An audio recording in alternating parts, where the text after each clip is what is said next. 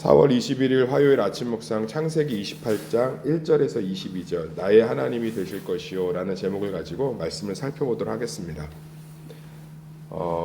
우리가 꼭 그 창세기 전체에 흐르고 있는 복의 축복에 대한 관점을 꼭 이해를 하고 그 축복의 관점으로 우리 신앙을 세팅을 해야 실제적으로 예수 그리스도를 통해 이미 우리에게 온 축복이 얼마나 큰 것인지를 누릴 수가 있습니다. 그러니까 제가 설교 시간에 애 같아서 막 얘기하는 이유는 뭐냐면 이미 우리에게 예수 그리스도가 복이 되셨는데 그것을 누리지 못하면 되게 속상하잖아요.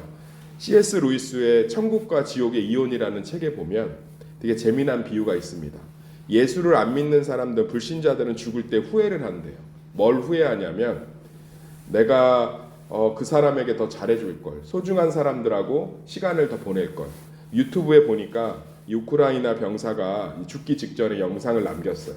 근데 거기에 보면 그런 영상들이 지금 엄청 퍼지거든요. 왜냐하면 다 젊은 세대 병사들이 핸드폰을 갖고 있으니까. 근데 거의 비슷해요. 내용이 죽기 직전에 사랑하는 사람들과 더 많은 시간을 보내세요. 하루를 소중히 여기세요. 뭐 이런 얘기들로 마무리가 됩니다. 그래서 불신자들은 대부분 죽기 전에 그런 후회를 한대요. 아, 용서할 걸, 더 많은 시간을 보낼 걸. 그러면 믿는 자들은 죽을 때 다른 후회를 한대요. 이게 C.S. 루이스의 상상이에요.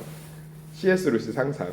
어떤 후회를 하냐면 아, 내가 왜 그거를 놓지 못했을까? 아, 이미 예수님이 다 내 삶을 이렇게 갖고 있었는데, 잡고 있었는데 왜 내가 불안했을까? 아, 왜 내가 쓸데없이 염려했을까? 아, 내가 왜 쓸데없이 걱정했을까? 제가 이 이야기를 몇 번 예를 들지만 그래서 그 책을 읽고 제가 감동이 돼서 예를 든 게 저만의 방식이 그거죠. 우리가 타임머신을 타고 어떤 문제가 해결됐어요.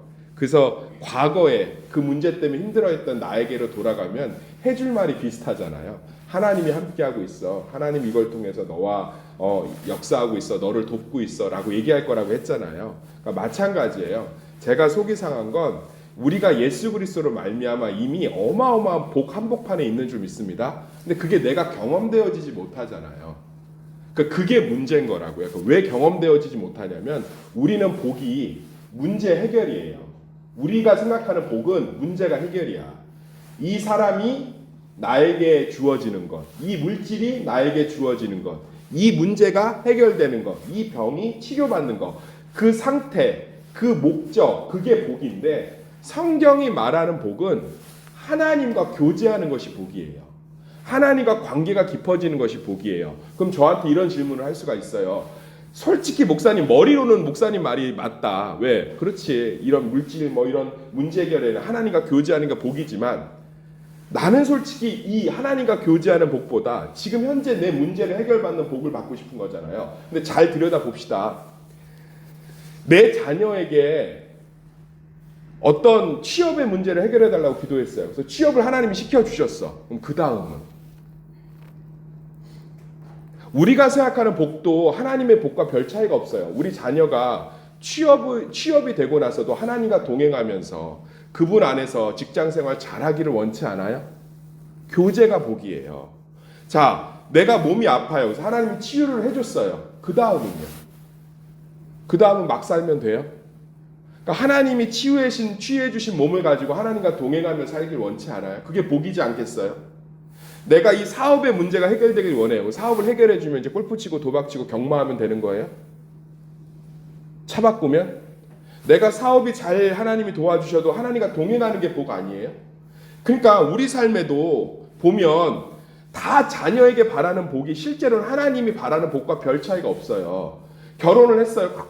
배우자를 놓고 기도해서 결혼했어. 그럼 부모가 평안해요? 안 평안해요? 안 평안해요. 결혼해서 잘 살아야 될 텐데. 또 아이가 안 생겨서 기도해서 아이가 생겼어요. 그럼 또 뭐예요? 아유, 이제 아이를 잘 키워야 될 텐데. 동행이잖아요. 동행. 관계를 쭉 이어가는 거잖아요. 자기 삶을 잘 유지하고 자기 삶을 잘 끌어가는 게 복이잖아요. 그러니까 복이 뭐냐면 문제 해결이 하나님 입장에서는 복이 아니라 하나님과 깊게 교제할수록 그것이 복인 줄 믿습니다. 그래서 오늘도 보면 이삭이 이제 정신을 차리잖아요. 이삭이 그래도 믿음이 있어요. 그래서 평생 에서만 사랑해서 이 난장판을 만들었지만 결국 마지막에는 하나님의 언약을 기억하고 야곱에게 축복을 주는데 야곱에게 준 축복이 어떤 축복이냐? 3절이에요. 3절 읽어볼까요? 시작. 전능하신 하나님이 내게 복을 주시어 내가 생육하고 번성하게 하여 내가 여러 족속을 이루게 하시고, 우리는 그냥 뒤에만 관심이 있을 수 있잖아요. 생육하고 번성하고 여러 족속을 이루게 하시고 땅을 주시고. 아니요, 핵심은 뭐냐면 따라합시다. 전능하신 하나님이. 그러니까 이삭이 얘기하는 하나님의 복은 명확한 거예요. 하나님이 복을 주신다는 거예요. 하나님과의 관계를 얘기하고 있는 거예요. 야곱아, 하나님이 너에게 복을 주는 거야. 그 이야기가 여기 6절부터 9절에 이 에서의 반응으로 나타나요. 자, 어제 우리가 배웠죠. 에서가 에서가 야곱을 죽이려고 했어요, 안 했어요? 했지요. 아버지 장례만 끝나면 죽일 거다. 왜냐하면 장자권을 뺏어갔으니까. 근데 에서의 행동이 여유로워요. 이제 결혼을 하잖아요. 왜 그 사이에 감정이 가라앉은 걸까요? 아니요. 에서가 보니까 뭐예요? 이게 뭐야? 아니, 장자권을 야곱이 뺏었는데 하란 땅으로 떠난다고? 뭐야? 아니, 이게 뭐지? 왜냐하면 이 당시에 장남이 장자권을 부여받으면 차남들은 다 떠나야 돼요. 왜죠? 살 수가 없어요. 그래서 아브라함도 이삭에게 재산을 다 물려주고 자기의 후처에서 난 자식들 다 떠나보내잖아요. 왕이 되면 그 밑에 있는 왕의 자녀들은 다 흩어져서 살아야 되는 거 똑같다고. 아니 왜 내가 남고 제가 떠나? 그리고 재산을 한 푼도 안 물려주네. 이게 뭐지? 이거 내가 생각하는 것 같은 게 아닌가 본데? 영적인 걸 복이라고 하는 거구나, 장자권. 이거 나쁘지 않은데? 그래서 결혼하잖아요. 아버지 비유 맞추려고. 그것도 이스마엘의 딸들하고. 그러니까 전혀 개념을 못 잡고 있는 거죠.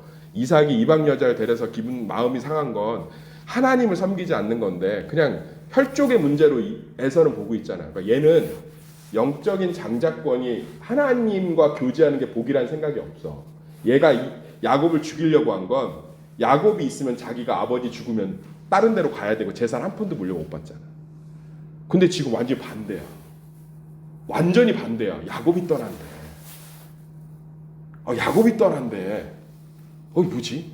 그리고 아버지가 이 장막에서 이렇게 소리를 들어보니까 뭔가 야, 너 양 5,000마리는 네가 갖고 에서는 염소 200마리만 주고 나머지 이거는 해서 네가 갖고 여기 있는 땅에서 여기 땅까지는 니네 선조 아브라함이 다 계약한 거니까 이 브엘세바 땅은 네가 다 갖고, 뭐 이런 실제적인 등기도 등본 띄워주면서 이 변호사 불러갖고 공증해서 빨리빨리 재산 넘기는 줄 알았는데 그래갖고 다 듣고 있었던 거야. 근데 하나님이 복이래. 에서 입장에서 뭐야? 재수없어. 나 괜히 걱정했네. 하나님이 복이라고? 됐다. 에서는 이때부터요 사리를 갖질 않아요. 근데 이삭은 명확하게 얘기합니다. 하나님이 너에게 복이라. 할렐루야. 하나님이 내게 복이라. 이제 복을 받은 야곱은요 혼자예요. 들판에 삼촌 라반의 집에서 20년 동안 사기당합니다. 하나님의 복을 받은 야곱은 인간이 보기엔, 그래서 에서가 소문을 들었겠죠. 야곱 거기서 뭐 한대? 월급도 한 푼도 못 받고요 너 머슴처럼 일한대요.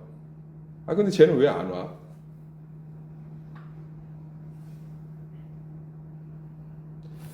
지금 보세요. 복은 우리가 보기엔 에서가 훨씬 더 많이 받고 있어요.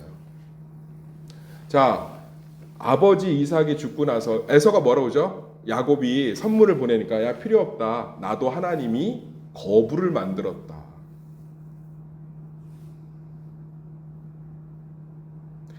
그런데 야곱은 모든 시간들 속에서 하나님과의 관계가 깊어지고 있습니다. 할렐루야.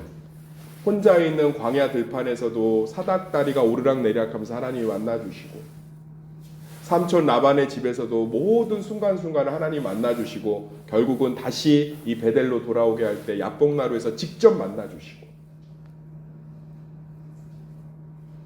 하나님이 야곱에게 허락하신 복과 세상이 이야기하는 복이 너무 다르죠. 그런데 삶의 승리자는 야곱이 된 줄 믿습니다. 사랑하는 성도님들, 정말 좀 신앙을 생각을 해보세요. 이 문제 해결이 진짜 복일지 아니면 내가 하나님과 교제하는 것이 복일지. 그래서 깨진 가정이 다시 합쳐지면 복이에요? 그러니까 제가 질문할게요. 진짜로 이 시간에 생각해보세요. 그래서 깨진 가정이 합쳐지면 복이 됩니까? 가치관이 바뀌지 않으면 또 깨질 줄 믿습니다. 아멘. 물질이 생기면 복이에요? 깨진 독에 물을 부어보세요. 더 새지. 그 물질을 온전히 관리하고 겸손하게 사용할 수 있는 청지기적 신앙이 생겨야 그게 쌓아지지 않겠어요? 우리 진짜 한번 생각해 봅시다. 허리가 안 아프면 복이에요? 피부가 나으면 복입니까? 몸이 아프지만 나와 함께 하시는 하나님을 날마다 신뢰하며 아픈 자들을 위해서 기도하며 어차피 우리의 육신이 약해질 수밖에 없는 것. 그래서 날마다 몸이 건강해도 우울하고 불행한 사람이 얼마나 많아요.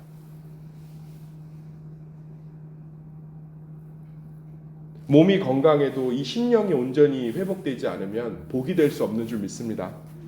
그러니까 진짜 복은 살아계신 하나님과 연합되어 있는 건데 우리는 예수 그리스도 안에서 연합되어 있는 줄 믿습니다. 제가 제 인간적인 목표가 우리 교회 성도가 이제 어린 아이들까지 한 280에서 300명 출석해요. 주일마다 체크를 해보면 제 목표는 500명이에요. 그래서 제가 선배한테 얘기를 했어요. 언제 500명 될까요? 좀 열심히 해서 뭐 이렇게 좀 해야 될 것 같은데. 그랬더니 그 선배가 그러다, 그 선배는 큰 교회 하거든요. 저한테 그래요. 야, 김 목사, 성도가 100명이면 100가지 고민이 생기고 200명이면 200가지 고민이 생기고 300명이면 300가지 고민이 생기고 500 되면 500가지 고민이 생긴다? 1000명 되지 2000가지 고민이 돼.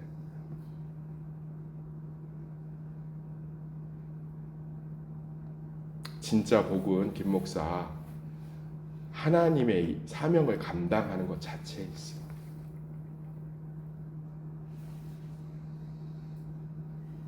사랑하는 성도님들, 우리가 하나님과 교제하지 않으면 모든 것이 복이 될 수 없는 줄 믿습니다. 터진 둑과 같아서 잠시 물이 모여도 물이 모이면 모일수록 더 크게 터질 줄 믿습니다. 그런데 하나님이 우리의 둑이 되어주시면, 그래서 이삭이 명확하게 얘기하는 거예요. 전능하신 하나님이 너에게,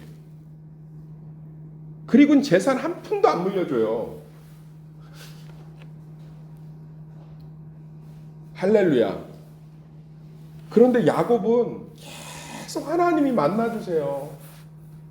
그래서 야곱이 그 야복나루에서 하나님을 완전히 하나님이 나와 함께 하신다는 걸 완전히 믿고 나선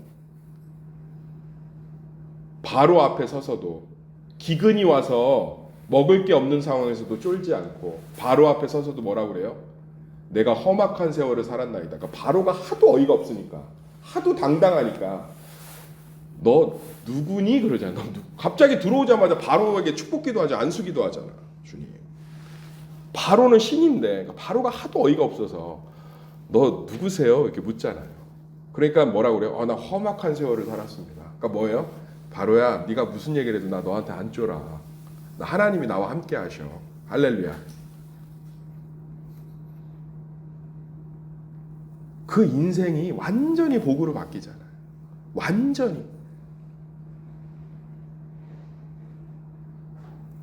아멘. 사랑하는 성도님들, 진짜 복은요, 하나님과 교제하는 것인 줄 믿습니다. 그러면 지금 내 삶에 있는 문제가 하나님이 능력이 없어서 내버려 두시는 게 아니라, 내가 정성이 부족해서 그대로 두고 있는 것이 아니라, 그걸 통해서 하나님이 나와 만나주고 계신 줄 믿습니다. 내 생각을 바꿔가시고 내 마음을 바꿔가시고 내 가치관을 바꿔가시면서 하나님이 자꾸 만나주고 계신 거예요. 나를 다뤄가고 계신 거예요. 나하고 교제하고 계신 거예요. 나하고 연합하고 계신 거예요. 그래서 우리는 예수님 때문에 매일매일이 복이 되는 줄 믿습니다. 야곱이 잠 깨어 일어나서 11조를 드리잖아요. 읽었잖아요. 내가 기둥으로 세운 이 돌이 하나님의 집이 될 것이요 하나님께서 내게 주신 모든 것의 10분의 1을 내가 반드시 드리리이다. 10분의 1을 왜 드렸죠? 하나님이 나를 만나주시니까 좋아서. 자, 우리 이거 11조라고 생각하지 말고 잘 보세요. 사랑하는 성도님들, 내가 첫 월급 타면 엄마한테 선물했어요, 안 했어요? 했지요. 왜 했지요? 나 키워준 게 고마워서. 야곱이 10분의 1을 왜 드린 줄 아세요? 광야에서 혼자 있는데 하나님이 사다리를 오르락내리락 하면서 만나주셨잖아. 그러니까 좋아요, 안 좋아요? 좋지요. 좋아서 약속한 거예요. 내가 지금 없어요, 돈이 한 푼도. 쫓겨가서 장자권을 받았는데 재산 한 푼도 안 줘서. 하나님만 줬어, 이삭이. 하나님, 내가 여기로 다시 돌아오면 이거죠. 하나님, 내가 정말 하나님 이 문제 해결해 주시면 내가 내게 주신 것들을 내 것이라 여기지 않고 하나님 것이라고 여길게요. 빨간 내복 사드릴게요. 이 얘기잖아요. 저요, 헌금 설교 거의 안 합니다. 1년에 딱 한 번 해요. 그것도 아주 우회적으로. 그런데 어떡하죠?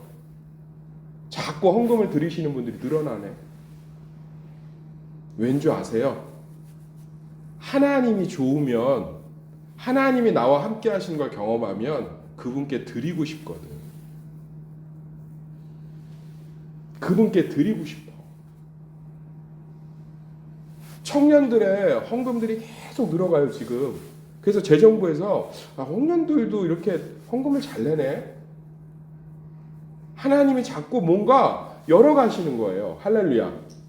그러니까 이들이 하나님께 드리고 싶은 마음들이 생기는 거죠. 아니, 보세요. 자꾸 직장이 생기잖아. 자꾸 뭔가 고민하는데 하나님이 또 안정적으로 붙잡아 주시잖아. 교회는 하나님이 복이라는 걸 믿어야 돼요. 하나님이 복이에요. 그러면 내 삶의 문제가, 내 삶의 빈 공간이, 내 삶의 절망이, 내 삶의 슬픔이 하나님을 더 깊게 만나게 하고 있잖아요. 내가 혼자 있음이 하나님을 더 깊게 만나는 시간이 되고 있잖아요. 나의 외로움이 하나님을 더 깊게 만나고 있는 시간이 되고 있잖아요. 내 억울함이 하나님을 깊게 만나고 있는 시간이 되고 있잖아요.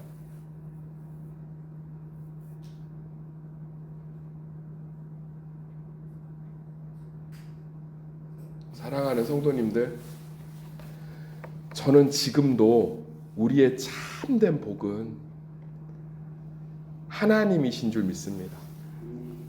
그 하나님을 알고 경험하고 연합하고 누리고 교제하는 그 모든 시간들이 복인 줄 믿습니다. 이 참된 복을 이미 우리가 누리고 있는 줄 믿습니다. 그래서 오늘도 승리하시는 성도들 되시기를 예수의 이름으로 간절히 축원합니다.